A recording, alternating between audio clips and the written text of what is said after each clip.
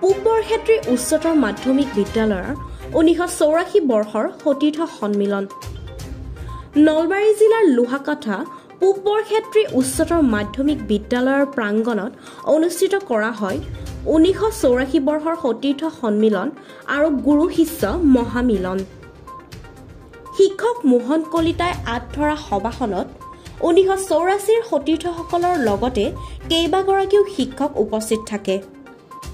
সন্মিলনৰ লগত সংগতি ৰাখি মহামিলন শীৰ্ষক স্মৃতিগ্ৰন্থ শুনি উন্মোচন কৰে অৱসৰী শিক্ষক গোস্বামীয়ে।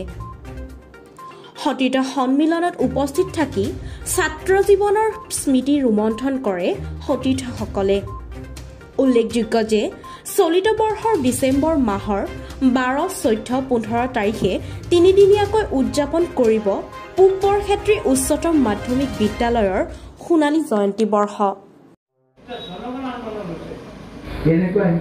পূব বৰক্ষেত্ৰী উচ্চতৰ মাধ্যমিক বিদ্যালয় লোহাৰকাঠা আচলতে সেই সময়ত পূব বৰক্ষেত্ৰী হাইস্কুল লোহাৰকাঠা আছিল। আমি পঢ়ি থকা সময়তে 1984 চনৰ শিক্ষান্ত বৰ্ষৰ যিসকল ছাত্ৰ ছাত্ৰী আছিল এই বিদ্যালয়ৰ ছাত্ৰ ছাত্ৰীসকলে আজি সমবেত হৈ সহপাঠী 1984 সন্মিলনৰ আয়োজন কৰিছে।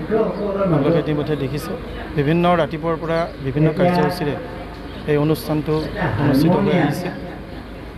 এতিয়া আবাৰ এই সহপাঠী 1984 সন্মিলন আৰু গুৰু শিষ্যৰ মহামিলন শীৰ্ষক অনুষ্ঠানটি অনুষ্ঠিত হৈ আছে। আমাৰ যিসকল শ্ৰদ্ধাৰ শিক্ষাগুৰু এতিয়াও জীৱিত হৈ আছে তেখেতসকলক আমি নিমন্ত্ৰণ জনাইছোঁ। তেখেতসকলৰ লগত আমাৰ আজি মত বিনিময় হৈছে। আমি সহপাঠীসকলে আজি সুদীৰ্ঘ 2 বছৰ পিছত সমবেত হৈ পুনৰ একত্ৰিত হৈ মনৰ কথা পাতিছোঁ, ইজনে সিজনৰ খবৰ লৈছোঁ আৰু ভৱিষ্যতেও যাতে এনেদৰে আমি লগ হৈ একত্ৰিত হৈ আমি মনৰ কথা পাতিব পাৰোঁ তাৰ এটা প্ৰয়াস কৰিছোঁ।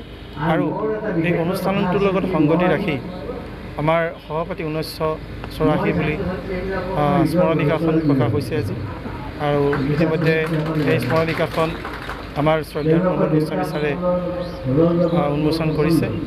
মই আশা কৰিম যে এই অনুষ্ঠানটোৱে এই যি মহিমা মন্দিৰৰ যিখন আমাৰ বিদ্যালয়, যিখনে ইতিমধ্যে আজি হীৰক জয়ন্তী মহোৎসৱ উদযাপন কৰিবলৈ আগবাঢ়িছে, 65 বছৰ সম্পূৰ্ণ হ'ল।